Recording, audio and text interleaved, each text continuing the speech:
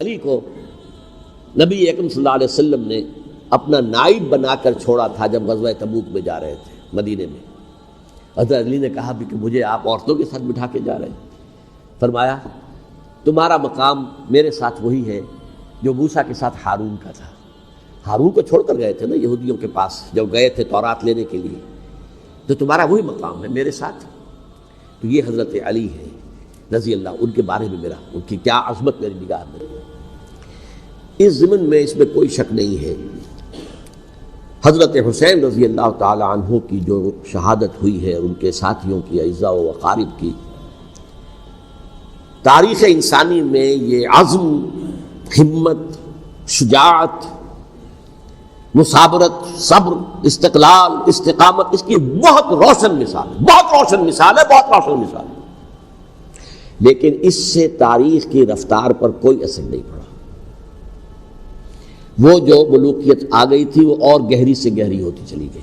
واقعہ کربلا کے بعد تو واقعہ ہررا ہوا میں نے گنوا دیا آپ کو، اس سے زیادہ تو میرے خیال میں کہ اور ہمارے لیے لائق شرم جو ہے کوئی واقعہ ہے ہی نہیں اس پہلو سے۔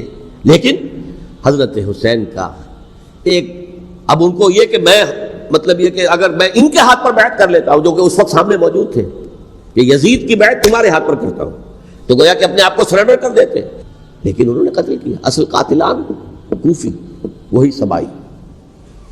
البتہ یہ ہے کہ اس واقعے کی جو یادگار ہے اس میں کوئی شک نہیں ہے کہ اس نے مسلمانوں میں سے ایک گروہ کے دل میں قربانی اور شہادت کا جذبہ بہت پیدا کیا، اس میں کوئی شک نہیں۔ اور جس طریقے سے کہ عاشورہ محرم میں یاد منائی جاتی ہے، جس طریقے سے اس نے اہل تشیع کے اندر قربانی کا جذبہ بے انتہا پیدا کر دیا کہ دیکھیے حضرت حسین رضی اللہ تعالی عنہ کی اس شہادت کے بعد، اس کے بعد واقعہ ہررا بھی ہوا جو واقعہ کربلا سے بھی بعض اعتبارات سے زیادہ بھیانک اور زیادہ گھناؤنا واقعہ بنو امیہ کی تاریخ ہے، جس کو لوگ جانتے ہی نہیں۔ مدینہ کے کچھ لوگوں نے بغاوت کی اور انہوں نے اس کے خلاف فوج بھیجی، اور فوج کو جب مدینہ فتح کر لیا 3 دن کے لیے حلال کر دیا، جو چاہو کرو، یہاں جسے چاہو مارو، جسے چاہو لوٹو، جس کا گھر چاہو برباد کرو، جس عورت کو چاہو ریپ کرو۔ اور یہ مدینہ النبی کے اندر ہوا، تو کاٹ کھانے والی ملوکیت کے اندر بہت سے واقعات ہوئے۔ عبداللہ ابن زبیر کھڑے ہوئے، انہوں نے حکومت قائم کی تھی، لیکن یہ کہ وہ تو 6 سال کے لیے کامیاب بھی رہے، ایک حکومت قائم کی، بنو امیہ کے ہاتھ پر بیعت نہیں کی، بالآخر ان کی حکومت بھی ختم ہو گئی۔ پھر حضرت زید کھڑے ہوئے، انہوں نے بغاوت کی، وہ بھی ناکام رہ گئے۔ پھر بنو عباس میں کھڑے ہوئے حضرت نفس زکیہ، حضرت حسن رضی اللہ تعالیٰ عنہ کے اولاد میں سے، وہ بھی ناکام ہو گئے، شہید ہو گئے۔ پھر یہ سمجھ لیا گیا کہ اب یہ جہاں تک 6ٹھی منزل ہے وہ تو دوبارہ تعمیر نہیں ہو سکتی، یہ تو جس کی لاٹھی اس کی بھینس، جس کے پاس طاقت ہوگی اس کی حکومت ہوگی، جس کا قبیلہ زیادہ قوی ہوگا، جس قبیلے میں زیادہ عصبیت ہوگی، مضبوط ہوگا، متحد ہوگا، طاقتور ہوگا، اسی کی حکومت ہوگی۔ البتہ اس کے نیچے لوگوں کے اخلاق کی اصلاح کرو۔ صوفیاء کرام نے وہ کام اپنے ذمے لیا، اور بالکل وہی کام ہے کہ جو ائمہ اہل بیت کرتے رہے۔ حضرت حسن کی اولاد میں، پھر حضرت علی بن حسین رضی اللہ تعالی، حضرت حسین کی اولاد میں، پھر امام محمد باقر، امام محمد جعفر صادق، اور اس کے بعد بھی 5 اور، کسی نے بغاوت نہیں کی۔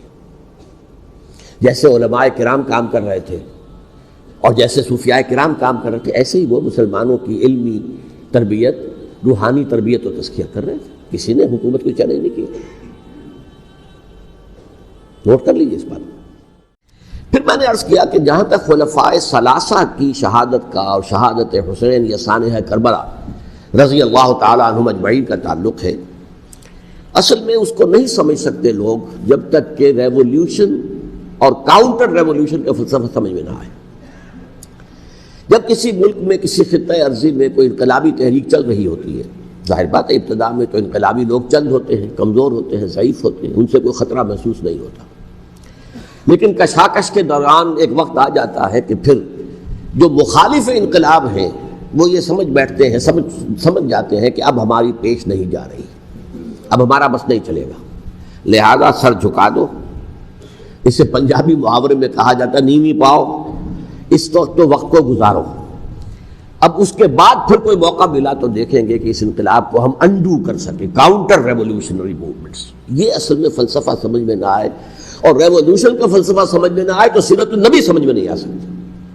منہج انقلاب نبوی میری کتاب ہے، اس کو پڑھیے تو سیرت کا وہ تجزیہ آپ کے سامنے آئے گا جو آپ کی آنکھیں کھول دے گا کہ سیرت کو ہم کیا سمجھتے رہے اور سیرت اصل میں ہے کیا. بہرحال یہ کاؤنٹر ریولیوشنری موومنٹس تھیں کہ جب عرب میں حضور کو فیصلہ کن قوت حاصل ہو گئی تو جو بھی مخالفین تھے انہوں نے سر جھکا لیا، سرنڈر کیا، اسلام لے آئے، گویا کہ چھپ گئے اسلام کے لبادے میں. لیکن وہ تھے اسی طاق میں کہ پھر کبھی موقع ملے تو پھر ہم اس نظام کو لہو بالا کر دیں، تلپٹ کر دیں. یہ رد عمل سب سے پہلے خود عرب کے اندر پیدا ہوا، کیونکہ مشرکین عرب کو جب سورہ توبہ کی پہلی 6 آیات نازل ہوئی ہیں جن میں الٹیمیٹم دے دیا گیا کہ اب کسی مشرک قبیلے سے کوئی معاہدہ اللہ کا اور اس کے رسول کا نہیں ہوگا، تمہیں 4 مہینے کی مہلت دی جا رہی ہے، یا ایمان لے آؤ اور یا تمہیں قتل کر دیا جائے گا. یہ بہت سخت آیات ہے قرآن کی، سورہ توبہ کی ابتدائی 6 آیات. اور حضرت علی رضی اللہ تعالیٰ عنہ کا کہنا یہ ہے کہ اس آپ کو معلوم ہے کہ مصحف میں یہ واحد صورت ہے جس سے پہلے بسم اللہ الرحمن الرحیم نہیں لکھی بھی آپ کو نظر آتی. باقی 113 صورتوں کے شروع میں بسم اللہ الرحمن الرحیم ہے.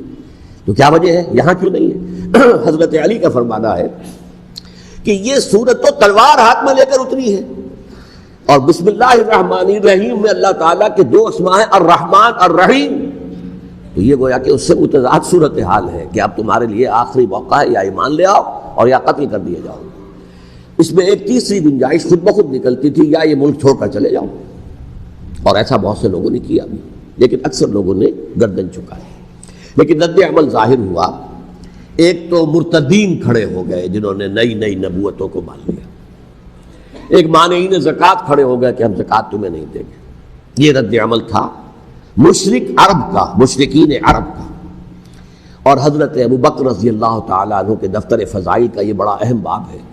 ود این آئرن فسٹ، حالانکہ وہ بہت رقیق القلب، کمزور ضعیف الجسہ انسان تھے، لیکن یہ کہ عظیمت کوہ ہمالیہ جو ہے ان کے اندر ظاہر ہوئی ہے. ود این آئرن فسٹ انہوں نے ان ساری جو رد عمل کی جو تحریکیں تھی انہیں کچل کر رکھ لی، اور پھر پورے عرب کو گویا کہ اثر نو اس میں اسلام کے نظام کو کنسولیڈیٹ کر کے حضرت عمر کے حوالے کر دیا رضی اللہ تعالیٰ عنہ. حضرت عمر کے زمانے میں جو جنگیں ہوئیں اس میں سلطنت روما جو ہے، جو اس وقت کی 2 سپر پاورز تھیں، سلطنت روما قیصر روم، ہیرقلیس ہرقل تھا اس وقت کا جو رومی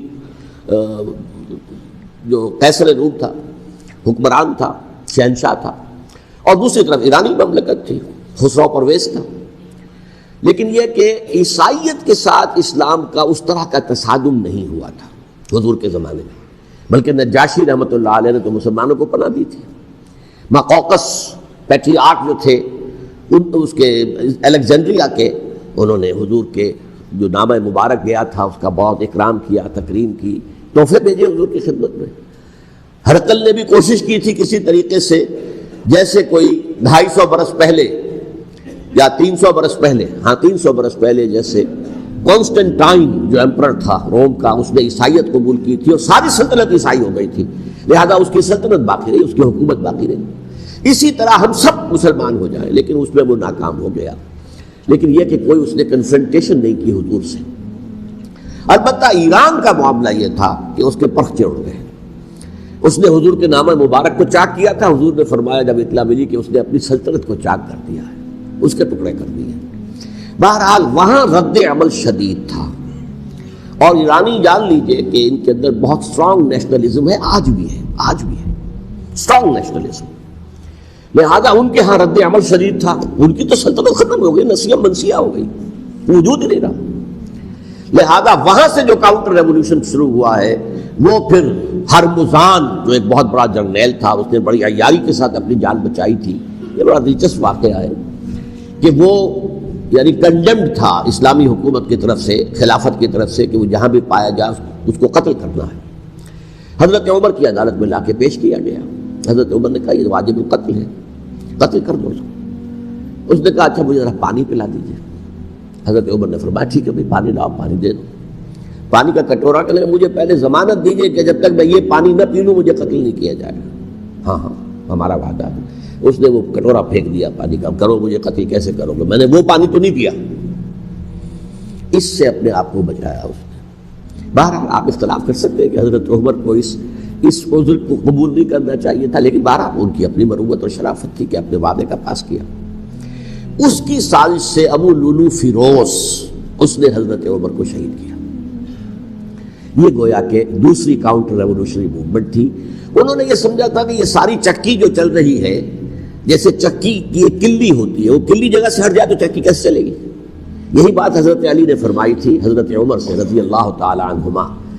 جب شام کے محاذ پر کچھ پسپائی سی ہو رہی تھی تو حضرت عمر نے ارادہ کیا میں خود جاؤں گا محاذ پر اور کمانڈ کروں گا۔ حضرت علی رضی اللہ تعالیٰ عنہ نے فرمایا کہ نہیں امیر المومنین آپ مت جائیں، چکی اسی وقت تک چلتی ہے جب تک کہ کلی گڑی ہوئی، آپ کلی ہیں اس وقت اس نظام کی جس کے گرد یہ اسلام کی چکی گھوم رہی، آپ مت جائیں۔ لہذا حضرت عمر نے ان کی بات مانی، اس قدر صائب مشورہ تھا جو دیا تھا۔ بہرحال انہوں نے یہ سمجھا تھا کہ عمر ہی کے بل پر چل رہا ہے یہ سب کچھ، لہذا عمر کو بیچ سے ہٹا دینے سب بیٹھ جائے گا۔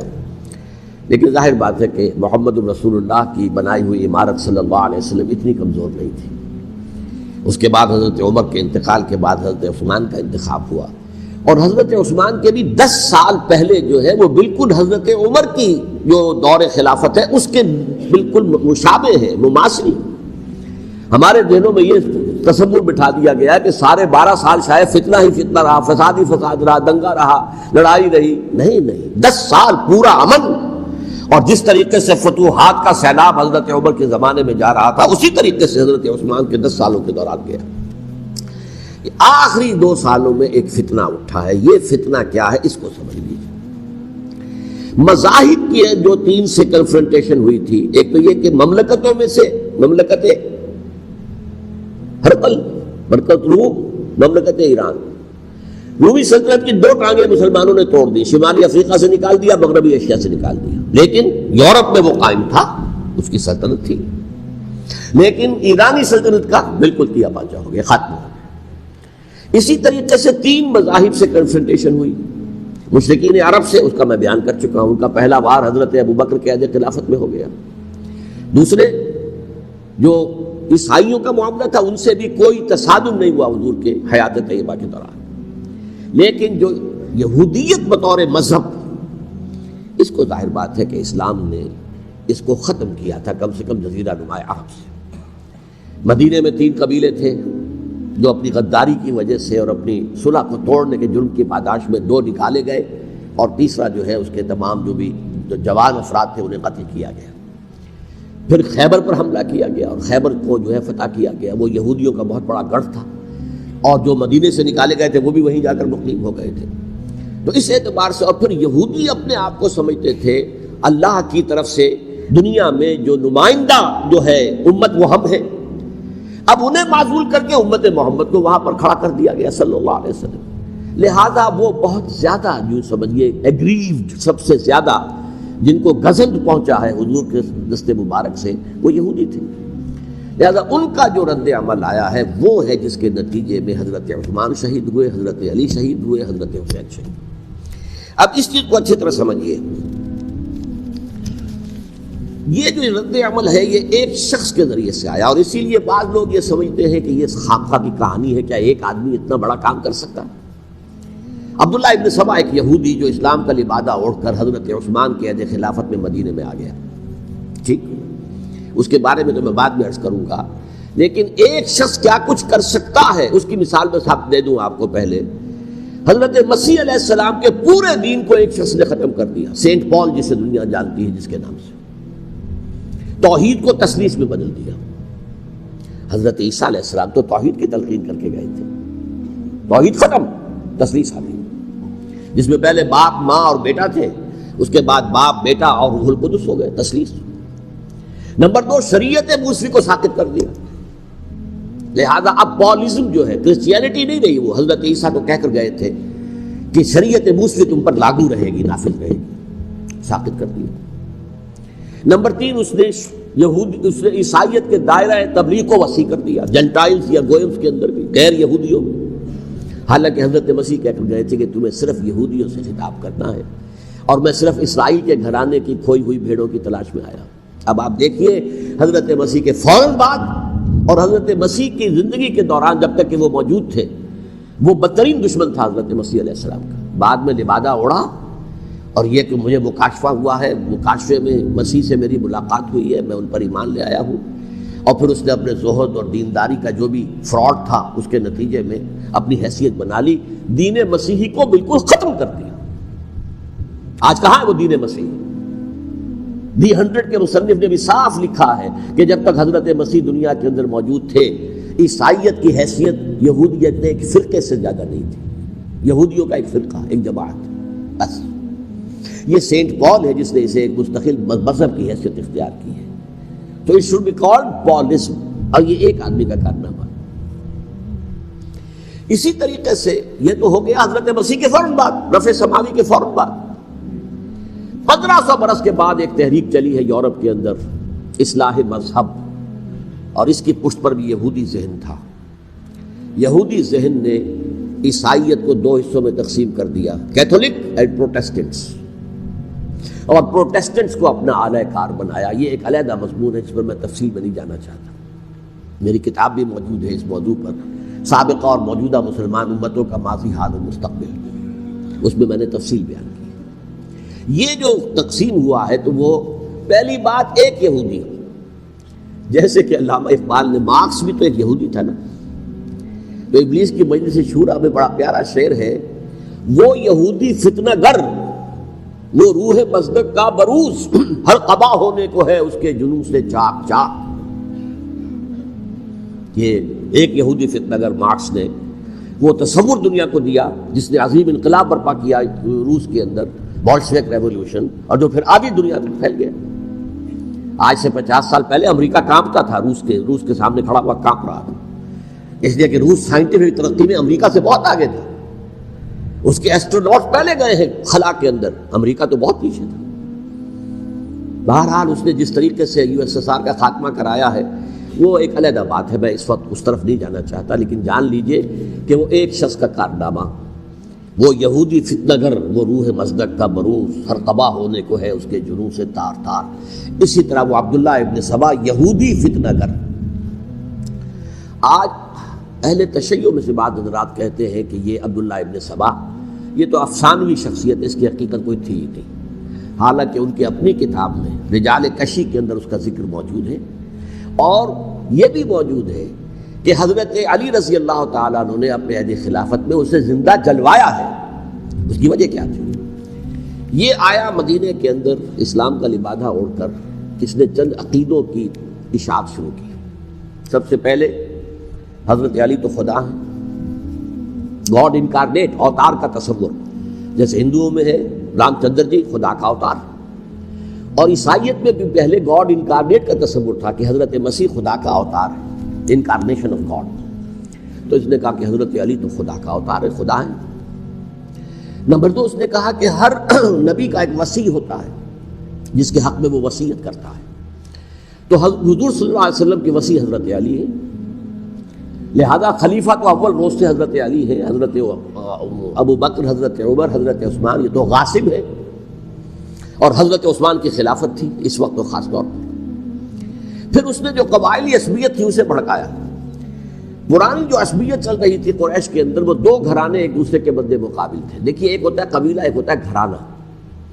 ہمارے پنجاب میں ایک قبیلہ ہے وٹو قبیلہ، اس کے گھرانے بہت سے، مانے کے، لالے کے، سجے کے، شامد کے، یعنی کوئی لالا تھا ان میں سے بڑا، ان کے بیٹے ہو گئے لالے کے، ان کی اولاد، خاندان یہ کہلاتے ہیں.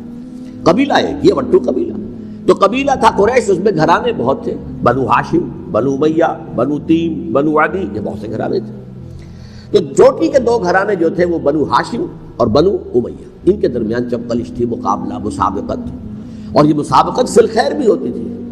اگر انہوں نے غریبوں کو کھانے کھلائے ہیں تو ہم ان سے بڑھ کر کھلائیں گے، اگر وہ حاجیوں کی خدمت کرتے ہیں تو ہم ان سے بڑھ کر کریں گے. تو ان کے اندر یہ مسابقت فی الخیر بھی تھی، لیکن چپقلش تھی کہ کوئی ہم سے آگے نہ نکل جائے. وہ سمجھتا تھا وہ آگے نہ نکل جائے. پر اس شخص نے اس پرانی عصبیت کو تازہ کیا کہ حضور تو بنو ہاشم میں سے تھے، لہذا خلافت حق ہے بنو ہاشم کا، یہ غاصب ہے. اس سے پہلے 2 خلفاء جو تھے وہ نہ بنو ہاشم سے تھے نہ بنو امیہ سے تھے. حضرت ابو بکر بنو تیم میں سے تھے، چھوٹا قبیلہ تھا۔ حضرت عمر بنی عدی میں سے تھے، وہ بھی چھوٹا قبیلہ تھا۔ یہ حضرت عثمان پہلے خلیفہ جو بنو امیہ میں سے تھے، جن کی پرانی چپکلش بنو ہاشم سے تھی، اب اس کو موقع مل گیا کہ پرانی قبائلی عصبیت کو بھڑکائے۔ یہ ہے اصل میں اس فتنے کا پس منظر عبداللہ ابن سبا نے جو آ کر پھیلایا ہے، اور اس کی تفصیل میں اس وقت میں نہیں جا سکتا، کیسے یہ فتنہ پروان چڑھا، کیا انہوں نے اسٹریٹجی اختیار کی کہ یہ کیا کرتے تھے، گروہ بنا کر بھیجتے تھے لوگوں کو، کوفے میں جاؤ تو وہاں پر دمشق کے گورنر کے خلاف اور مصر کے گورنر کے خلاف الزامات لگاؤ، اس نے یہ کیا، وہ غبن کر گیا، وہ یہ کر گیا، وہ خیانت کر رہا ہے، وہ رشتہ داروں کو پال رہا ہے، اور عثمان کے خلاف بھی تقریریں کرو رضی اللہ تعالیٰ عنہ۔ دمشق میں جاؤ تو کوفے کے گورنر کے خلاف، کیونکہ دمشق کے گورنر کے خلاف بات کرو گے تو لوگوں کو معلوم ہوگا کہ یہ جھوٹ بول رہے ہیں، لیکن یہ کہ وہاں تو تم بات کرو کوفے کے گورنر کے خلاف اور مصر کے گورنر کے خلاف اور حضرت عثمان کے خلاف۔ مصر میں جاؤ تو بات کرو کوفے کے اور شام کے گورنر کے خلاف اور حضرت عثمان کے خلاف۔ یہ انہوں نے ایسا اٹھایا، اور اس زمانے میں آپ کو معلوم ہے ذرائع رسل و رسائل تھے نہیں، نہ اس فتنے کی پتہ چل سکا جب تک کہ وہ فتنہ جو ہے پوری طرح برگ و بار لا کر تراور درخت نہیں بن گیا۔ اس کے نتیجے میں حضرت عثمان رضی اللہ تعالیٰ عنہ شہید ہوئے، اور خلیفہ پھر حضرت علی رضی اللہ تعالیٰ عنہ کو انہی سوائیوں نے، جنہوں نے گھیراؤ کیا تھا، جنہوں نے حضرت عثمان کو شہید کیا ہے، یہی حضرت علی رضی اللہ تعالیٰ عنہ کے ارد گرد ہو گئے۔ اور حضرت علی رضی اللہ تعالیٰ عنہ بھی نہیں چاہتے تھے خلافت کی بیعت لینا، لیکن آخر کیا کرتے؟ کیا وہ امت کو بغیر خلیفہ کے چھوڑ دیتے؟ حضرت زبیر سے کہا گیا، انہوں نے نہیں مانا، رد کر دی بات۔ حضرت طلحہ سے کہا گیا، انہوں نے نہیں مانا۔ حضرت علی سے کہا گیا، اب عشرہ مبشرہ میں سے یہی تو تھے نا، لہذا انہوں نے تسلیم کر لیا، خلافت ہو گئی۔ لیکن اس کے بعد جو خانہ جنگی ہوئی ہے، اس خانہ جنگی کے نتیجے میں نوٹ کر لیجئے کہ 1,00,000 کے قریب مسلمان ایک دوسرے کی تلواروں اور نیزوں اور برچھیوں اور تیروں سے ختم ہو گئے، ہلاک ہو گئے۔ یہ ہماری تاریخ کا تاریک ترین باب ہے۔ 5 سال، 4.5 سال حضرت علی کی خلافت کے، اور 6 مہینے حضرت حسن کی خلافت کے رضی اللہ تعالیٰ عنہ۔ اس سے کیا ہوا کہ ایک طرف تو اسلام کی جو توسیع ہو رہی تھی، تھمتا نہ تھا کسی سے سیل رواں ہمارا، وہ سیلاب رک گیا، انٹرنل سیبوٹاج ہو گئی نا، اب تو اندر ہی آپسی میں اگر دست و گریبان ہو گئے تو باہر اب کیا توسیع کرتے ہیں، وہ توسیع کا عمل رک گیا۔ اور یوں سمجھیے کہ جیسے ٹرک اگر کبھی چل رہا ہو، بھرا ہوا ہو، لوڈڈ، اور وہ چڑھائی چڑھ رہا ہو، تو اگر کہیں موشن ٹوٹ جائے، ٹرک کو رکنا پڑے، تو ڈرائیور کے جان پر بن جاتی، اس لیے کہ اس کو دوبارہ سٹارٹ کرنا، اور جبکہ وہ چڑھائی پر ہے، انکلائن پر ہے، آسان کام نہیں ہوتا، خطرہ ہوتا ہے وہ پیچھے جو ہے وہ نہ جائے۔ اور پہاڑی علاقوں میں آپ کو معلوم ہے ذرا پیچھے چلے جانے کا مطلب جو ہے بہت خطرناک جو ہے نتیجہ نکل سکتا ہے۔ بہرحال حضرت علی رضی اللہ تعالیٰ عنہ نے اپنے خلافت میں ایک کام یہ کیا، اب اس کی کیا مصلحتیں تھیں یہ تو انہی کے علم میں ہوگا، ہم قیاس کر سکتے ہیں، میں اس میں نہیں جانا چاہتا۔ ابھی تک خلافت کا مرکز تھا مدینہ منورہ، حضرت ابوبکر، حضرت عمر، حضرت عثمان، وہیں جہاں حضور صلی اللہ علیہ وسلم رہے تھے اور جہاں پر کہ حضور مدفون تھے۔ لیکن حضرت علی نے اپنا مرکز جو ہے وہ کوفہ بنا دیا۔ اچھا، اس کی ایک ظاہری وجہ یہ سمجھ میں آتی ہے کہ اسلام کا جو پھیلاؤ ہو گیا تھا، وہ سلطنت اتنی وسیع ہو گئی تھی کہ مدینہ منورہ بہت جنوب میں اور بڑے صحرا کو عبور کر کے جانا ہوتا تھا۔ کوفہ جبکہ ایسی مقام پر تھا کہ جہاں سے مشرقی راستہ جا رہا ہے ایران کو، عراق کے اندر تو ہے وہ شہر کوفہ، اور پھر ایران اور خراسان اور ہندوستان کو راستہ جا رہا ہے، وہیں سے شمال کی طرف جا رہا ہے، شام کی طرف اور ترکی کی طرف، اور وہاں سے پھر یہ کہ مغربی افریقہ کو بھی کنٹرول کرنا، جو شمالی افریقہ کو، وہ بھی آسان تھا۔ بہرحال حضرت علی نے کوفہ کو اپنا مرکز بنایا، اور نتیجہ یہ ہوا کہ سبائیوں کا بھی مرکز وہی بن گیا، چونکہ انہوں نے اپنے آپ کو گردا گرد رکھا حضرت علی کے رضی اللہ تعالیٰ عنہ۔ اب ظاہر بات ہے کسی پرٹیکولر پرسن کے خلاف تو کوئی مقدمہ موجود تھا نہیں، بلکہ جب جنگ جمل ہو رہی تھی، ابھی جنگ نہیں ہوئی تھی، حضرت عائشہ، حضرت طلحہ، حضرت زبیر وہ لے کر آئے تھے ایک لشکر، اس مطالبے کے لیے کہ حضرت عثمان کے قاتلوں کو سزا دی جائے، قصاص لیا جائے۔ حضرت علی رضی اللہ تعالیٰ عنہ سے گفت و شنید ہو رہی تھی، حضرت علی جو ہے اس پر آمادہ ہو گئے کہ ٹھیک ہے، میں جو بھی قاتلین عثمان ہیں ان کو گرفتار کر کے سزا دوں گا۔ عین اسی وقت کوفے کی مسجد کے اندر جو ہے 10,000 کا مجمع کھڑا ہو گیا، ہم سب قاتل عثمان ہیں، لو ہم سے بدلہ کہاں سے لوگے. اور انہوں نے کیا کیا، جاتے ہی جنگ چھیڑ دی. جب چھڑ جائے تو یا مرو یا مارو، اس کے علاوہ تو کوئی چارہ کار ہوتا ہی نہیں. ایک رات میں 10,000 مسلمان شہید ہوئے، جن میں 2 عشرہ مبشرہ میں سے حضرت زبیر اور حضرت طلحہ رضی اللہ تعالیٰ. تو یہ صورت تھی، سبائیوں نے گھیراؤ کیا حضرت علی کا رضی اللہ تعالیٰ. حضرت معاویہ دعوے دار نہیں تھے خلافت کے، قطعاً نہیں. ان کا صرف ایک دعویٰ تھا، اور وہ یہ تھا کہ عثمان کے قاتلوں کو گرفتار کرو، یا خود سزا دو یا ہمارے حوالے کرو، ہم اس سے قصاص لیں گے. اس لیے کہ قبیلہ بنو امیہ کا تھا اور حضرت امیر معاویہ بنو امیہ میں سے، تو ایک خاندانی طور پر جو ہے ہم قصاص لیں گے ان سے جنہوں نے قتل کیا ہے حضرت عثمان. لیکن یہاں ظاہر بات ہے کہ حضرت علی رضی اللہ تعالیٰ عنہ کی طرف سے مطالبہ یہ ہوتا تھا، تم پہلے میری بیعت کرو، میرے ہاتھ مضبوط کرو تاکہ میں ان کے خلاف کوئی اقدام کر سکوں. لیکن انہیں یہ اندازہ تھا کہ اگر میں نے بیعت کی تو ظاہر بات ہے کہ حضرت علی تک پہنچنے سے پہلے مجھے گردن اڑا دیں گے یہ لوگ. اس لیے کہ سبائی جو ہے وہ آپ کو گھیرے ہوئے. بہرحال ایک عجیب الجھاؤ، ایک ڈائلیما تھا جس کی وجہ سے یہ جنگ چلتی رہی. اور حضرت علی رضی اللہ تعالیٰ عنہ کو انہی کے شیعان علی ہی کے اندر سے وہ جماعت علیحدہ ہوئی تھی جس کو ہم خوارج کے نام سے جانتے ہیں، اور ایک خارجی ملجم ابن ملجم ہی نے حضرت علی کو شہید کیا رضی اللہ تعالیٰ عنہ. پھر حضرت حسن رضی اللہ تعالیٰ عنہ، اب دیکھیے کس قدر صحیح بات تھی جو حضرت علی رضی اللہ تعالیٰ عنہ نے فرمائی جب ان سے کہا گیا کہ کیا ہم آپ کے بیٹے حسن کے ہاتھ پر بیعت کر لیں رضی اللہ تعالیٰ عنہ. فرمایا نہ میں تمہیں اس کا حکم دیتا ہوں نہ میں اس سے روکتا ہوں، یہ تمہارا معاملہ ہے. امرہم شورا بینہم، تم اپنے باہمی مشورے سے جو فیصلہ کرو گے ٹھیک ہے، میں نہ حکم دیتا ہوں نہ روکتا ہوں. اس کا کیا مطلب ہے؟ باپ کے بعد بیٹے کی خلافت ہرگز حرام نہیں ہے، ورنہ کہتے کیسے ہو سکتا میرا بیٹا؟ نہیں، یہ نہیں کہا. حضرت عمر سے بھی کہا گیا تھا کہ اپنے بیٹے کو نامزد کر دیں، عبداللہ ابن عمر کو، تو انہوں نے جواب میں کیا کہا؟ اسے تو طلاق دینی بھی نہیں آتی. انہوں نے اپنی کسی زوجہ کو طلاق دی تھی اور اس میں جو صحیح ترین طریقہ ہے وہ اختیار نہیں کیا تھا. انہیں طلاق دینے تک نہیں آتی تو میں اسے خلیفہ بنا دوں. یہ نہیں کہا تھا کہ باپ کے بعد بیٹا خلیفہ نہیں ہو سکتا، یہ تو نہیں تھا. کہیں حرام نہیں ہے، نہ کتاب و سنت میں، نہ کوئی حدیث ہے، نہ کہیں قرآن مجید میں. تو حضرت علی نے بھی فرمایا رضی اللہ تعالی نہ میں روکتا ہوں نہ حکم دیتا ہوں، یہ تمہارا اپنا معاملہ ہے. بہرحال حضرت حسن رضی اللہ تعالیٰ عنہ نے حضرت امیر معاویہ سے صلح کر لی، خلافت ان کے سپرد کر دی. دیکھیے میں حضرت ابوبکر، حضرت عمر، حضرت عثمان، حضرت علی کے ساتھ حضرت حسن کے دور خلافت کو بھی خلافت راشدہ میں سے سمجھتا ہوں. اور تبھی 30 سال پورے ہوتے ہیں اس حدیث کے مطابق کہ حضور نے فرمایا خلافت 30 برس رہے گی پھر ملوکیت آ جائے گی. تو حضرت حسن کا بہت بڑا کارنامہ یہ ہے کہ اس خانہ جنگی کا دروازہ بند کر دیا. اور یہ پیشن گوئی تھی حضور کی صلی اللہ علیہ وسلم. حضرت حسن کو جب بچے ہی تھے حضور کے انتقال سے پہلے، میرا یہ بیٹا مسلمانوں کے 2 گروہوں میں صلح کرائے گا، یہ حضور کی پیشن گوئی تھی. اور وہ پیشن گوئی حضرت حسن کے علم میں بھی ہوگی یقیناً. بہرحال انہوں نے صلح کی حضرت امیر معاویہ کے ساتھ رضی اللہ تعالیٰ عنہ، خلافت ان کے حوالے کر دی اور کچھ شرائط تھیں طے ہو گئی. اللہ خیر صلی اللہ. حضور کی تو یہ پیشن گوئی جو ہے صحیح ثابت ہوئی کہ میرا یہ بیٹا مسلمانوں کے 2 بڑے گروہوں کے درمیان صلح کرا دے گا. اور سبائیوں نے انہیں طعنے دیے، یا عار المومنین، اے مومنوں کے لیے موجب عار، موجب شرم تم نے بزدلی دکھائی ہے، تم نے امیر معاویہ کو خلیفہ تسلیم کر لیا، تم نے بزدلی دکھائی. معاذ اللہ ثم معاذ اللہ ثم معاذ اللہ.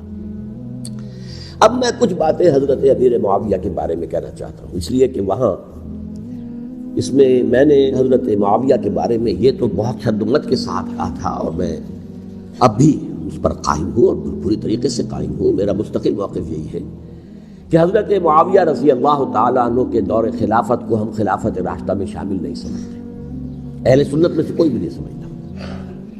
لیکن اس کے ساتھ میں نے حضرت امیر معاویہ کے کچھ مناقب بھی بیان کیے تھے تاکہ پلڑا جو ہے ترازو کا اس کے دونوں پلڑے سامنے آ جائیں.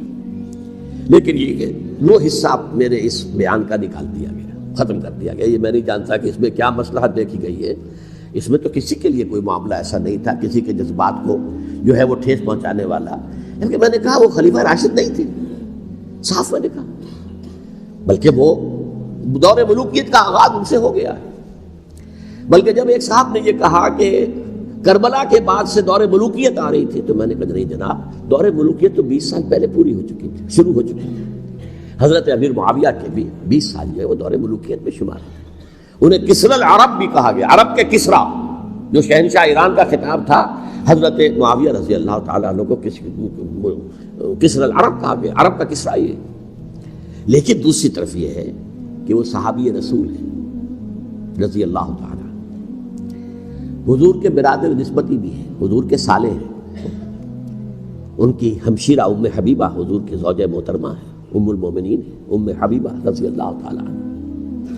پھر کس قدر معتمد علیہ تھے حضور کے کہ کاتبان وحی میں شامل تھے، وحی کی کتابت کرنے والے چند لوگ تھے جنہیں کہ حضور کہتے تھے کہ اب یہ آیت لکھ لو، ان میں سے ایک امیر معاویہ بھی رضی اللہ تعالیٰ۔ تو بڑے توازن کی ضرورت ہے۔ دیکھیے صحابہ کرام کا جہاں تک تعلق ہے، اہل سنت کا موقف یہ ہے کہ صحابہ تو کلہم عدول، صحابہ سب کے سب نیک نیت ہیں، اور ان کی روایت جو ہے قبول کی جائے گی، رد نہیں کی جائے گی، ان پر کوئی جرح و تعدیل نہیں ہوگی، اس لیے کہ ان کا تزکیہ محمد الرسول اللہ صلی اللہ علیہ وسلم نے کیا تھا۔ لہٰذا یہ تو ہو سکتا ہے کہ کسی صحابی سے کوئی خطا ہو جائے، لیکن وہ خطا اجتہادی ہوگی، نیت کی خطا نہیں ہوگی، نیت کی غلطی نہیں ہوگی۔ اگر کسی صحابی کی نیت پر حملہ کیا جائے تو یہ اصل میں طعن ہے، حملہ ہے حضور پر کہ وہ تربیت دے نہیں سکے اپنے ساتھیوں کو، معاذ اللہ ثم معاذ اللہ ثم معاذ اللہ، وہ تزکیہ کر ہی نہیں سکے۔ 3 جگہ جو قرآن میں آیا ہے یتلو علیہم آیاتہ ویزکیہم، تو کیا تزکیہ کیا؟ اگر ان کے قریب ترین ساتھی جو تھے، اگر ان کے اندر بھی بدنیتی تھی اور دنیا کی طلب تھی اور دنیا کے اندر اقتدار حاصل کرنے کا جذبہ تھا، تو پھر کیا تزکیہ کیا؟ معاذ اللہ ثم معاذ اللہ۔ لہذا صحابہ سب کے سب عدول ہیں، اور ان سے اختلاف ممکن ہے، لیکن ان کی نیت پر حملہ نہیں ہو سکتا۔ تو حضرت امیر معاویہ کی شخصیت ایک چیز ہے، آپ کا دور خلافت دوسری چیز ہے۔ شخصیت کے اعتبار سے صحابی رسول ہیں، برادر نسبتی ہیں حضور کے صلی اللہ علیہ وسلم، اور پھر یہ کہ اس قدر معتمد علیہ ہے صحابہ میں سے کہ وہ کاتبان وحی، یہ عام آدمی کے کرنے کا کام نہیں تھا جو وحی کی کتابت کرے، اللہ کے کلام کی۔ البتہ یہ ہے کہ جیسا کہ میں نے عرض کیا، ان کا دور خلافت راشدہ نہیں ہے، وہ ملوکیت کا دور ہے۔ یہ میں نے جیسا کہ عرض کیا، میں نے ایک صاحب نے جب یہ کہا کہ ملوکیت شروع ہو رہی تھی، میں نے کہا شروع نہیں ہو رہی تھی، ملوکیت تو 20 سال پہلے شروع ہو چکی تھی۔ اسی طریقے سے ایک صاحب نے کہا تھا کہ اسلام کو قائم کرنے کے لیے حضرت حسین میدان میں آئے، میں نے کہا یہ بھی غلط ہے، اسلام تو 60 سال پہلے قائم ہو چکا تھا، نبی اکرم صلی اللہ علیہ وسلم کے دستے مبارک سے اسلام قائم ہو گیا، جعل الحق وزهق الباطل ان الباطل کان زهوقا، پھر 30 برس تک وہ کامل شکل کے اندر قائم رہا۔ تو اسلام جو ہے وہ جو ہے در حقیقت اب قائم کرنے والی بات نہیں تھی، البتہ اس کے اندر زوال شروع ہو گیا تھا، اس زوال کے عمل کو روکنے کے لیے حضرت حسین میدان میں آئے۔ تو یہ ایک چیز کو صحیح تاریخی پرسپیکٹو میں رکھنا، تو جس طرح سے دین کو قائم کرنے کے لیے دیکھیں، قائم تو کیا محمد رسول اللہ صلی اللہ علیہ وسلم والذین معہ رضی اللہ تعالیٰ عنہ، انہوں نے کیا تھا۔ ہاں اب جو ہے وہ اپنی اس شاندار حیثیت سے نیچے گرنے لگا تھا، وہ میں بعد میں عرض کروں گا کہ میں نے اس سے کیا عرض کیا تھا کہ یہ اس زوال کو روکنے کے لیے کسی طریقے سے یہ اپنی اصل حقیقت پہ قائم رہے، یہ حضرت حسین رضی اللہ تعالیٰ عنہ کی سعی تھی۔ اچھا، حضرت امیر معاویہ کے جو 20 سال ہیں وہ پورے امن، سکون، اطمینان، کوئی جھگڑا، کوئی فساد، کوئی اختلاف، کوئی باہمی فانت نہیں، کچھ 20 سال۔ یہ بھی تاریخ کی بڑی چشم کشا حقیقت ہے جو عام طور پر لوگوں کے علم میں نہیں ہے۔ سبائی بھی دبکے رہے، حضرت امیر معاویہ کی حکومت اتنی مضبوط تھی، کنٹرول، کہ ان کو کچھ سر اٹھانے کا موقع نہیں ملا۔ موجود تھے، دبکے رہے، جیسا کہ میں نے کہا ریولوشن کے آخری مرحلے پر آ کر جو مخالفین ہیں وہ دب جاتے ہیں کہ پھر دیکھیں گے موقع ملے گا تو پھر لیں گے ان سے حساب کتاب۔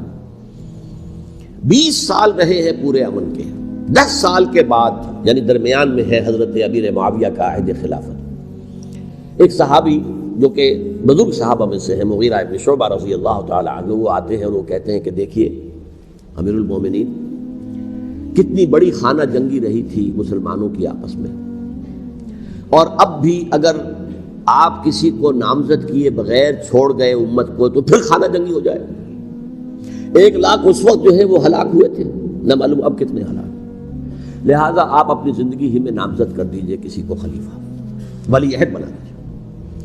حضرت امیر معاویہ نے ابتداءً جو ہے انکار کیا نہیں، لیکن ان کے دلائل ایسے تھے وزنی، اور میں سمجھتا ہوں کہ وہ بات صحیح تھی جو مغیرہ ابن شعبہ نے کہی، اس لیے کہ اب صحابہ کرام میں سے جو کبار صحابہ تھے وہ تو سب دنیا سے رخصت ہو چکے تھے، اب تو یا صغار صحابہ رہ گئے تھے جو حضور کے زمانے میں بچے تھے، حضرت حسن، حضرت حسین، عبداللہ ابن زبیر، یہ بچے تھے نا، یا تو وہ تھے، اور یا بالکل نو مسلم تھے، اور نو مسلموں میں بڑی تعداد وہ تھی جو ایرانیوں کی تھی، شامیوں کی تھی، ادھر کی تھی، ادھر کی تھی، تو ان کو تو ظاہر بات ہے کہ تربیت نبوی سے کیا خلافت راشدہ سے بھی اکثر و بیشتر کو کوئی حصہ ملا ہی نہیں تھا۔ تو اس صورت میں اب وہ اعلیٰ ترین معیار پر حکومت کے نظام کو قائم کرنا ممکن نہیں ہے۔ کوئی قبائلی عصبیت جب تک حکومت کی پشت پر نہیں ہوگی، حکومت مستحکم نہیں ہوگی۔ یہ گویا کہ ایک جس کو کہتے ہیں کہ حقیقت بینی، واقعیت پسندی، ایک آئیڈیلزم ہے اور ایک ریئلزم ہے کہ آپ فیکٹس آن دی گراؤنڈ کو غور کریں، سوچیں اس کے اوپر اور پھر کوئی فیصلہ کریں۔ اس اعتبار سے پھر حضرت امیر معاویہ نے بات مان لی اور بیعت لے لی لوگوں سے حضرت یزید کے لیے کہ یہ خلیفہ ہوں گے میرے بعد، اس کو ولی عہدی کہتے ہیں۔ اچھا، اس وقت 5 افراد ایسے تھے کہ جنہوں نے اس سے اختلاف کیا، یہ بات بہت اہم ہے۔ میرا کتابچہ ہے سانحہ کربلا، اس کے کچھ نسخے آج یہاں ہوں گے، آپ لوگ پڑھیے اسے غور سے اور پھیلائیے تاکہ حقیقت سامنے آئے۔ 5 افراد کون تھے جو ہونے چاہیے؟ ابو بکر فوت ہو گئے، ان کے بیٹے عبد الرحمن ابن ابی بکر، عمر فوت ہو گئے، ان کے بیٹے عبداللہ ابن عمر، عباس فوت ہو گئے، ان کے بیٹے عبداللہ ابن عباس، زبیر فوت ہو گئے، ان کے بیٹے عبداللہ ابن زبیر، اور حضرت حسن جو ہے ان کا انتقال ہو چکا تھا، حضرت علی کے بیٹے حضرت حسین رضی اللہ تعالی عنہ اجمعین۔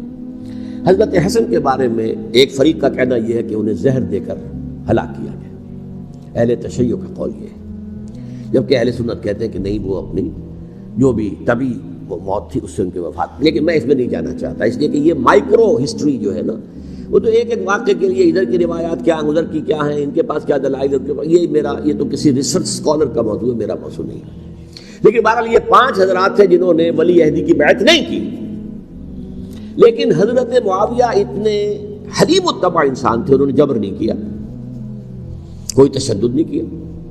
ٹھیک ہے، ولی عہدی کی بیعت نہیں کر رہے، کوئی بات نہیں، میری بیعت تو کی ہوئی ہے نا، ابھی تو میں زندہ ہوں، بات ختم ہو گئی، میری بیعت کو تو نہیں توڑا انہوں نے، فسخ بیعت نہیں کی۔ اس اعتبار سے انہوں نے نہ کوئی تشدد کیا، نہ جبر کیا، نہ کوئی مواخذہ کیا۔ لیکن جب امیر معاویہ کا انتقال ہو گیا، اب ولی عہدی کی بجائے وہ اب خلافت کی بیعت کی، سب لوگوں نے بیعت کر لی۔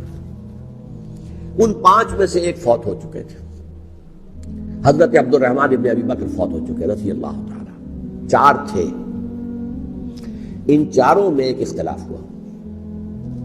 2 کی رائے یہ تھی، عبداللہ ابن عمر، عبداللہ ابن عباس، کہ اگرچہ یہ کام غلط ہوا ہے، کہ اسلام کی روح کے منافی ہوا ہے، یہ بادشاہت کی بنیاد پڑ رہی ہے، لیکن یہ بات ایسی نہیں ہے کہ اس کی بنا پر ہم خانہ جنگی شروع کروا دیں، امت کے اندر خون خرابہ کروائیں، فساد کروائیں، لہذا انہوں نے بیعت کر لی۔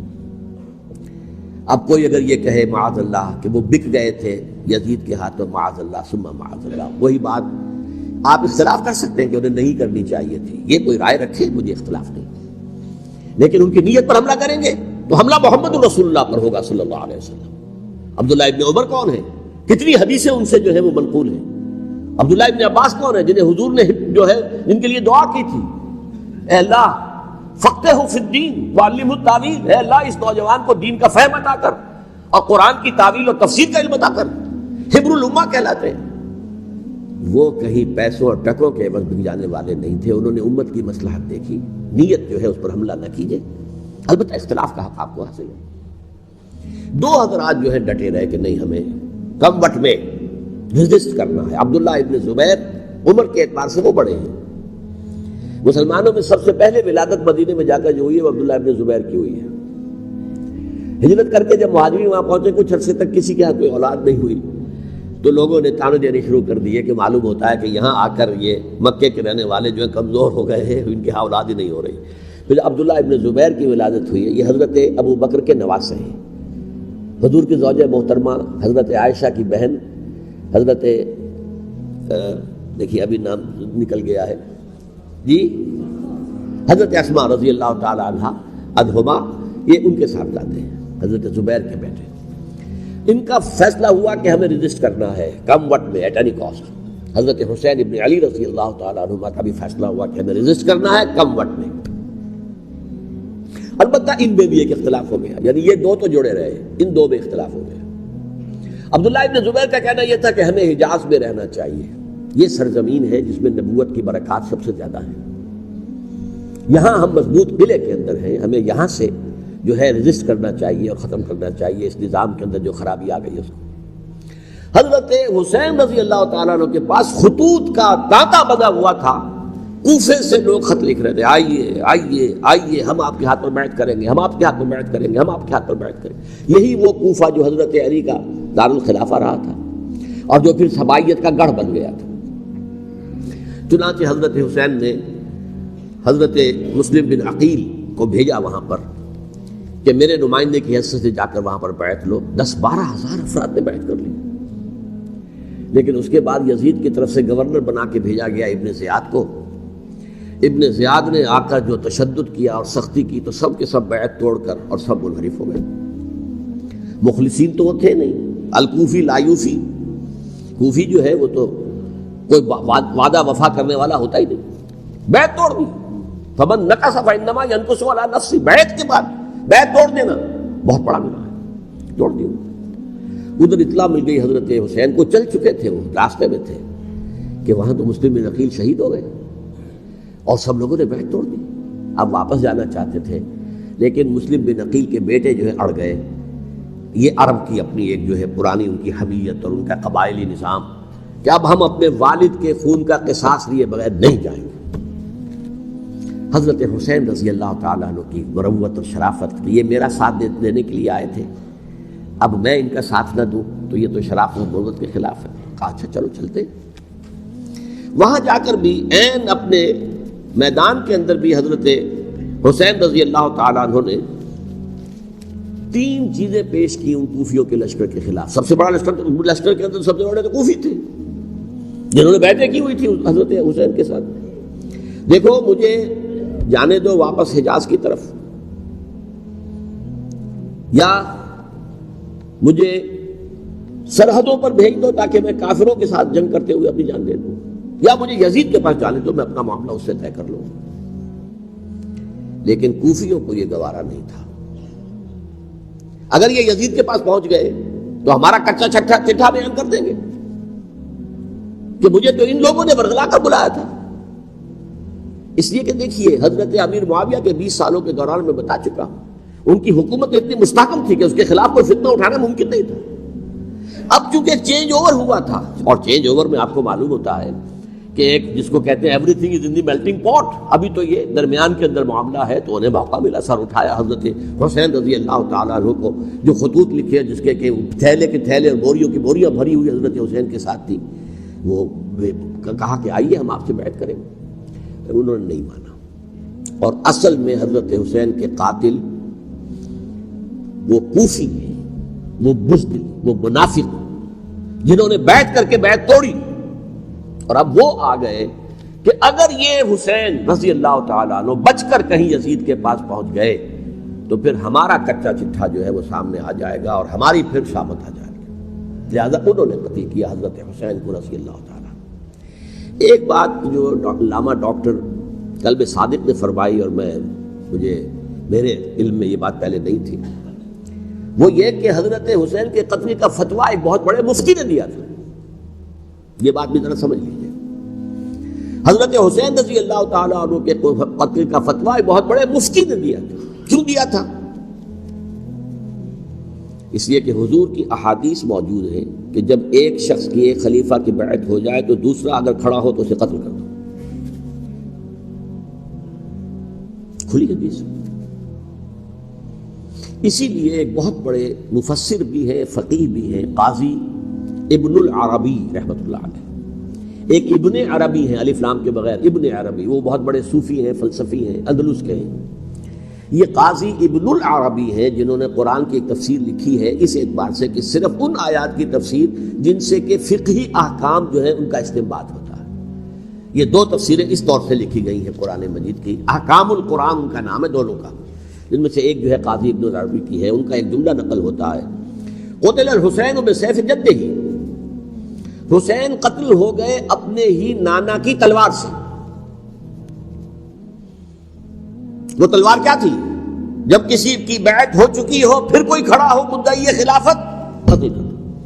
میرے نزدیک حضرت حسین مدعی خلافت نہیں تھے. یہ بات اس وقت سامنے لوگوں کے نہیں آئی، بلکہ حکومت نے یہ باور کرا دیا کہ یہ تو باغی ہے، یہ مدعی ہے خلافت کے. انہوں نے تو دعویٰ نہیں کیا خلافت کا، وہ تو صرف اس عمل کو روکنے کے لیے میدان میں آئے تھے. اور اس بات کو اچھی طرح سمجھ لیجئے کہ اس وقت تک یہ جو تصور آج ہمارے پاس ہے کہ ریاست علیحدہ ہے حکومت علیحدہ ہے. State of Pakistan, we are loyal to the state of Pakistan. ہم ریاست پاکستان کے وفادار ہیں، گورنمنٹ آف پاکستان کے وفادار نہیں ہے. We are not loyal to the government. Government تو کبھی بے نظیر کی تھی، ہم اس کے خلاف تحریک چلا رہے تھے، یا کبھی کسی اور کی تھی اس کے خلاف تحریک چل رہی ہے، یا کبھی ضیاء الحق کی تھی اس کے خلاف تحریک چل رہی ہے. گورنمنٹ کو بدلنا تو عوام کا حق ہے آج، اس وقت نہیں تھا.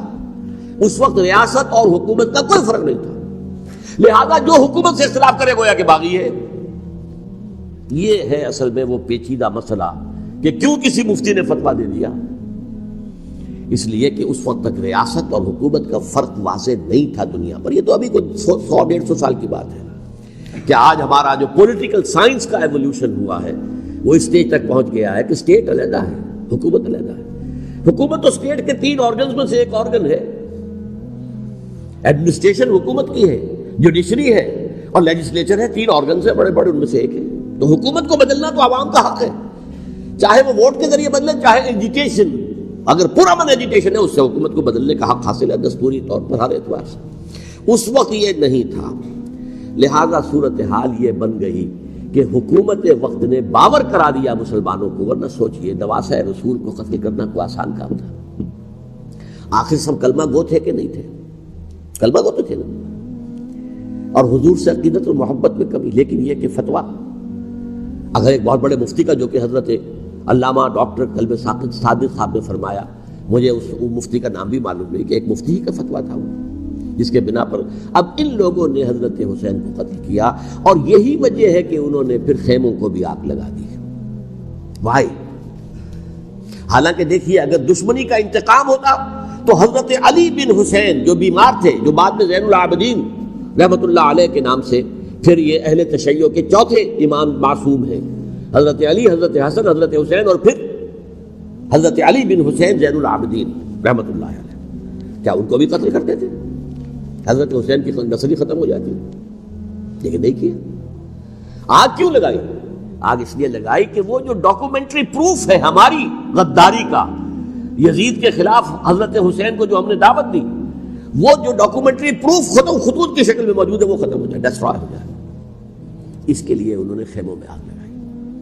بہرحال یہ ہے تاریخی پس منظر، یہ اسی سبائی فتنے کا تسلسل ہے جس نے سب سے پہلے حضرت عثمان کی جان لی رضی اللہ تعالیٰ عنہ. 5 سال تک مسلمانوں میں خانہ جنگی رکھی، حضرت علی کو پھر شہید کیا، اور اس کے بعد جو ہے 20 سال حضرت امیر معاویہ کے تو سر نہیں اٹھا سکے. لیکن پھر جب ایک چینج اوور ہو رہا تھا تو اس وقت انہوں نے موقع غنیمت سمجھا کہ اب کھڑے ہو جاؤ اور اب دوبارہ ایک فتنہ جو ہے اس کو امت کے اندر پیدا کر دو.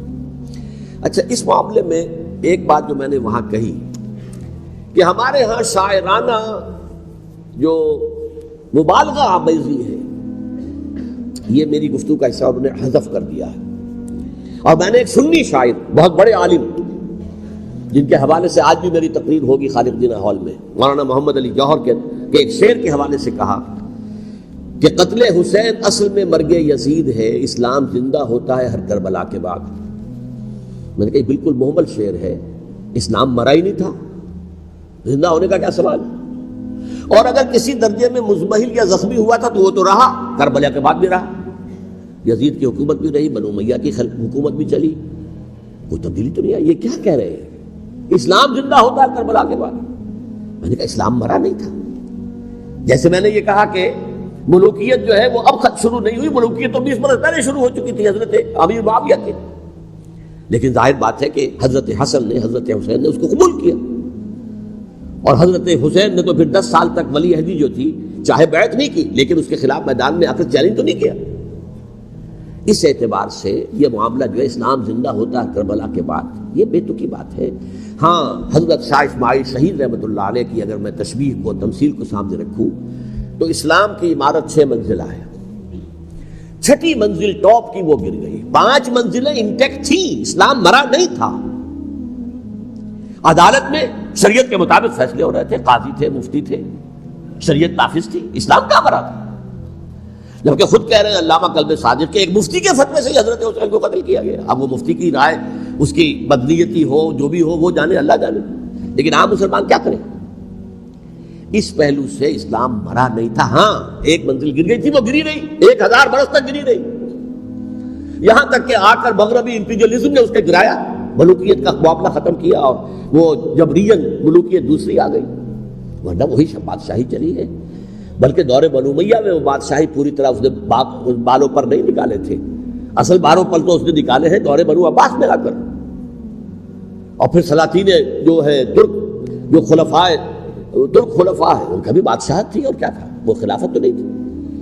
تو یہ تو اسلام میں جو بھی نقص واقع ہو گیا تھا، کبھی واقع ہو گئی تھی، وہ جو کی تو برقرار رہی. اس کو بھی تسلیم کیا. میں اللہ کا شکر ادا کر کے کہتا ہوں کہ دونوں حضرات، دونوں شیعہ دانشور اور بڑی اعلیٰ سطح کے جو شیعہ عالم تھے، انہوں نے اس بات کو تسلیم کیا اور میری اس بات کو چیلنج نہیں کیا.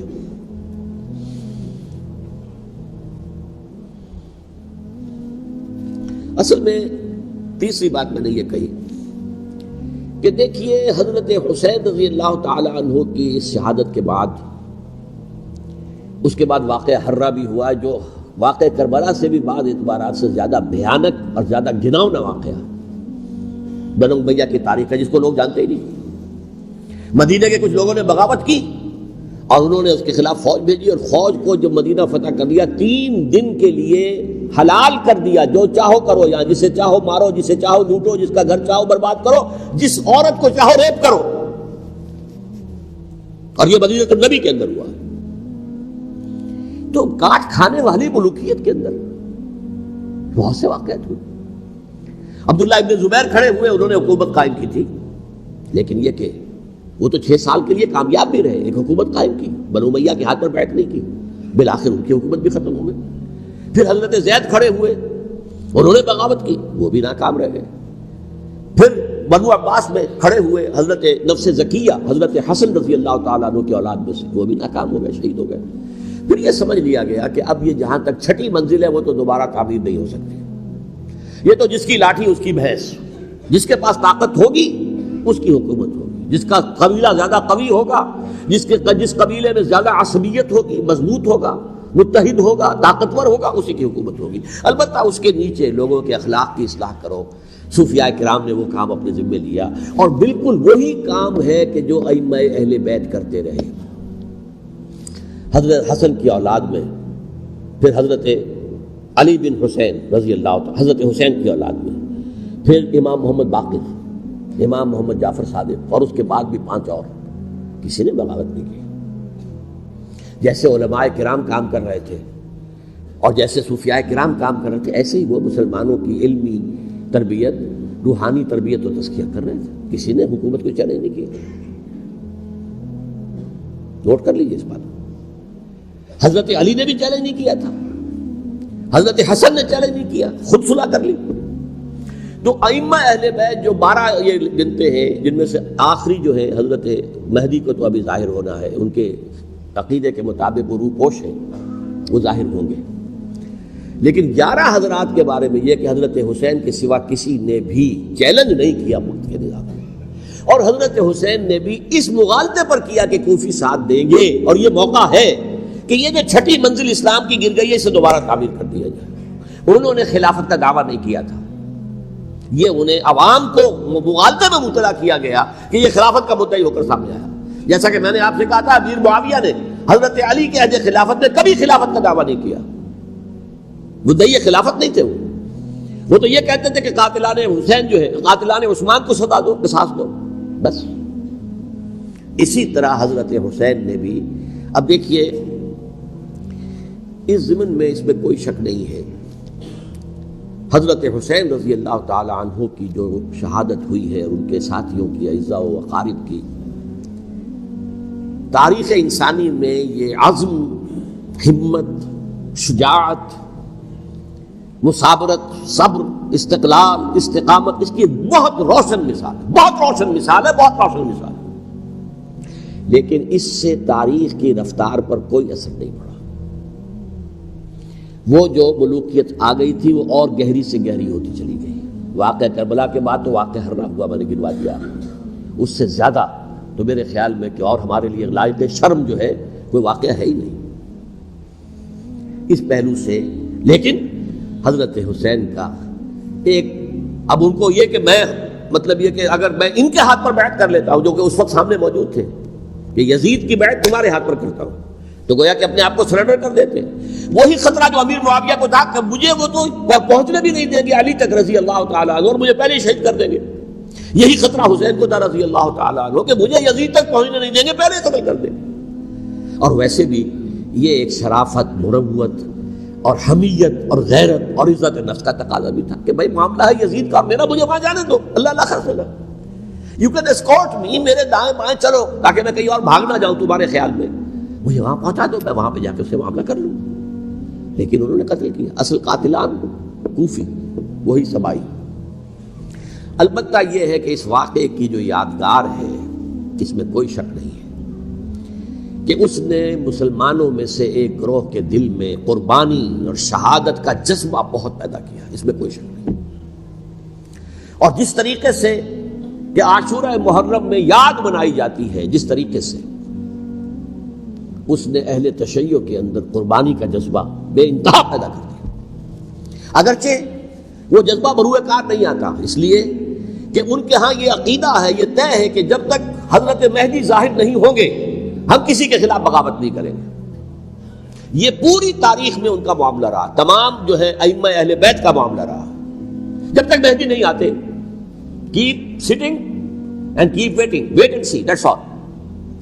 یہ تو خمینی صاحب نے کیا ہے، آیت اللہ خمینی صاحب نے، کہ انہوں نے یہ ایران کے شیعوں کو باور کرایا کہ بھائی جب آئیں گے حضرت مہدی آ جائیں گے، لیکن ہم اب ہاتھ پر ہاتھ کر بیٹھے رہیں،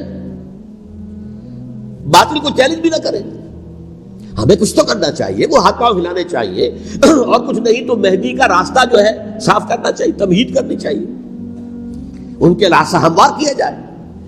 تو یہ ان کی بڑی عظمت ہے آیت اللہ خمینی صاحب کی کہ اہل تشیع ایران کے جو ہے انہوں نے یہ بات منوا لی کہ ہم بالکل انرٹ نہیں بیٹھے رہیں گے، بلکہ اپنے نائب امام قرار دے کر اور ولایت فقیہ کے فلسفے کے حوالے سے، یہ دو چیزیں ان کی جو ہے بنیادی فلسفے کی ہیں، وہ اس وقت میرا موضوع نہیں ہے، انہوں نے عوام کو ایسا کھڑا کیا ہے کہ 20,000 سے لے کر 30,000 کے درمیان انسانوں نے جانے دی، عورتوں کے جلوس نکلے، شیرخوار بچہ گود میں ہے عورت کے اور گولی کھا رہی ہے اور مر رہی ہے، گر رہی ہے۔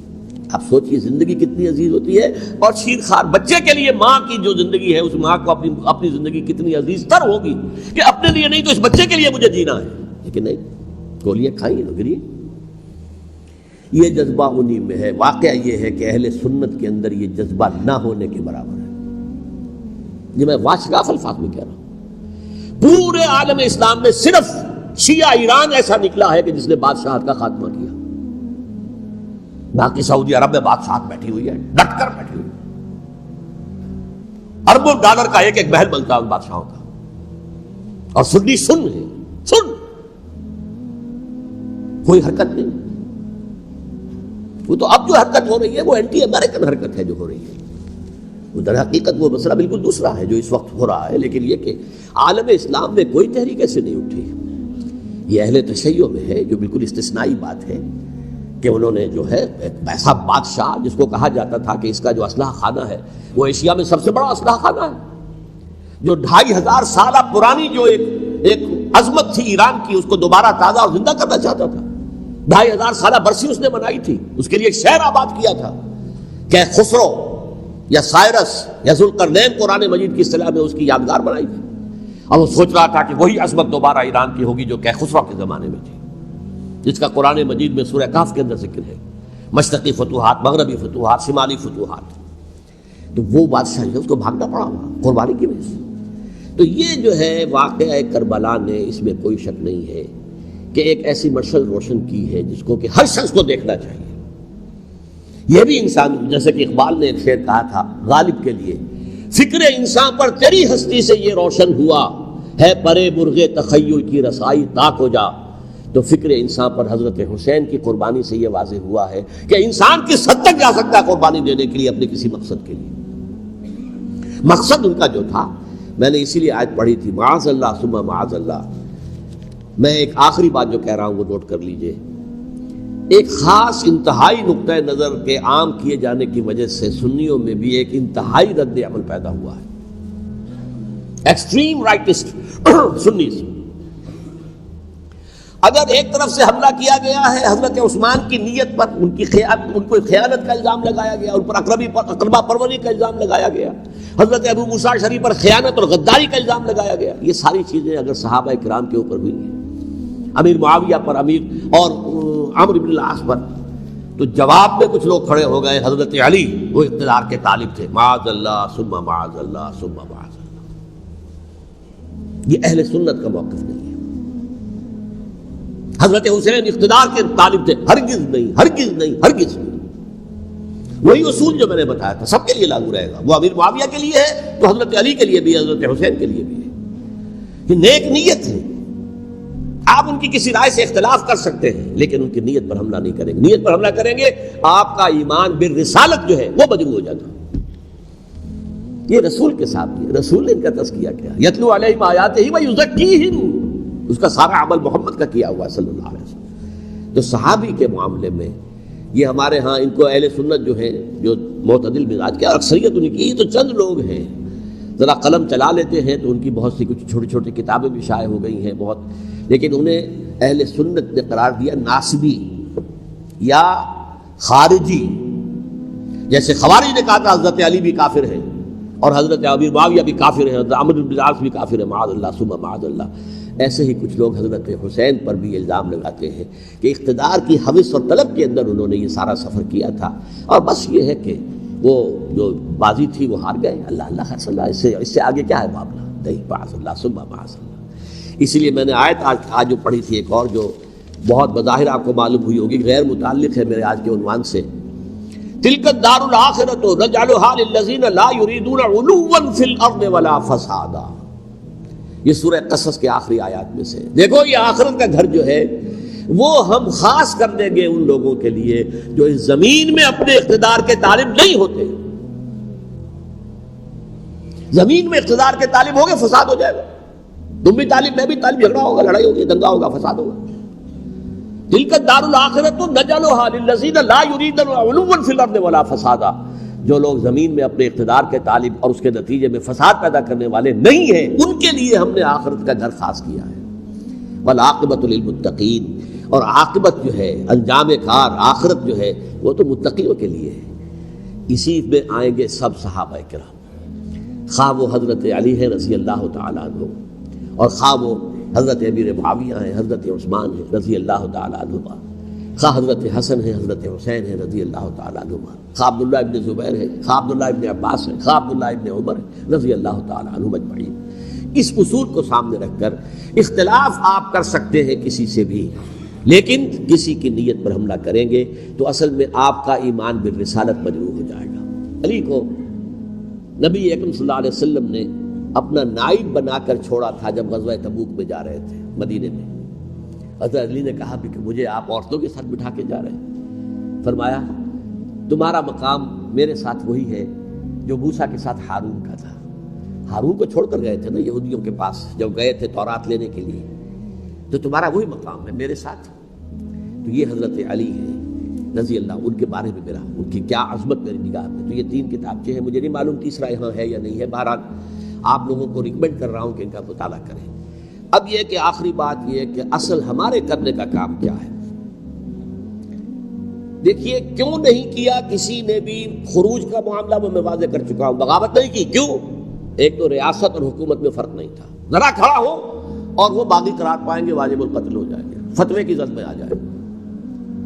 یہ معاملہ تھا. اور دوسرے یہ کہ عمارت پوری گری نہیں تھی، ایک منزل گری تھی نا. آج ہم کہاں کھڑے ہیں؟ پوری عمارت گری ہوئی ہے.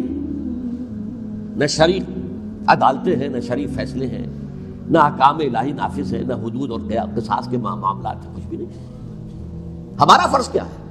حضرت حسین کی مدح کرتے رہیے، تعریف کرتے رہیے، صحابہ کرام کی مدح کرتے رہیے، مدح صحابہ، اس کے لیے مجلسیں قائم ہو رہی. بھائی کر کیا رہے ہو؟ تھے تو آبا وہ تمہارے ہی، مگر تم کیا ہو؟ ہاتھ پر ہاتھ دھرے منتظر فردا ہو. تلک امت قد خلت لہا ما کسبت ولکم ما کسبتم. وہ تو ایک امت تھی جو چلی گئی، اللہ کے ہاں پہنچ گئے. جو کچھ انہوں نے کمایا وہ ان کے لیے، تمہارے لیے نہیں ہے.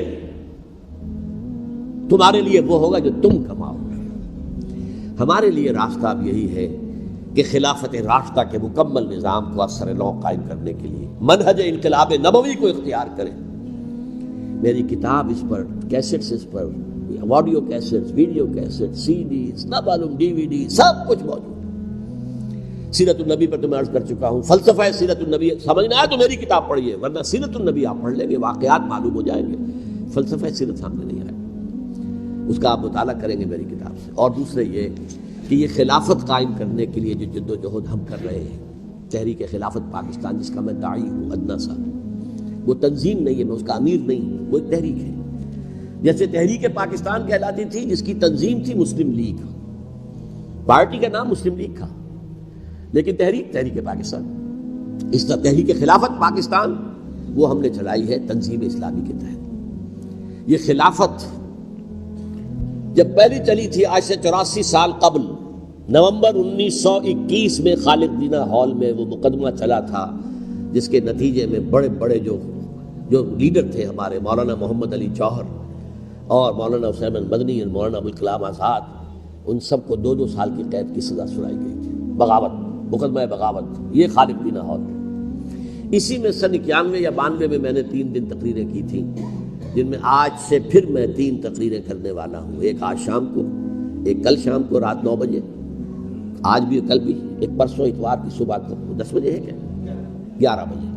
تو ان میں آپ حضرات شرکت فرمائیں، تاکہ اصل جو ہمارے کرنے کا کام ہے، تاریخ کو بھی سمجھنا چاہیے. تاریخ کے عوامل کیا ہیں، کیا پس پردہ عوامل کار فرمات ہے، کیا کسی شے کی اصل حقیقت ہے، وہ سمجھنا چاہیے. لیکن یہ ہے کہ اس اعتبار سے میں نے جب یہ لفظ استعمال کیا تھا اس مذاکرے میں، لپ سروس، کہ یہ ہم صرف لپ سروس کرتے رہے، مدح کے بیان کرتے رہے، منقبت بیان کرتے رہے، حضور کی نعتیں کہتے رہے، اس سے تو بات نہیں بنے گی جب تک کہ وہ فرض منصبی شہادت علی الناس کا جو ہمارے ذمے ہے بحیثیت امت محمد صلی اللہ علیہ وسلم اس کو ادا نہ کریں. مجھے خوشی ہے کہ اس کی بھی تائید دونوں حضرات نے کی. ہاں یہ لپ سروس کا معاملہ ہے. اللہ تعالی حضرت حسین کے نقش قدم پر چلتے ہوئے، بلکہ اصل میں تو ہمارے لیے اسوہ رسول ہے محمد صلی اللہ علیہ وسلم، اس پر چلتے ہوئے ہم پاکستان میں اسلام کا نظام خلافت قائم کرنے کی جدوجہد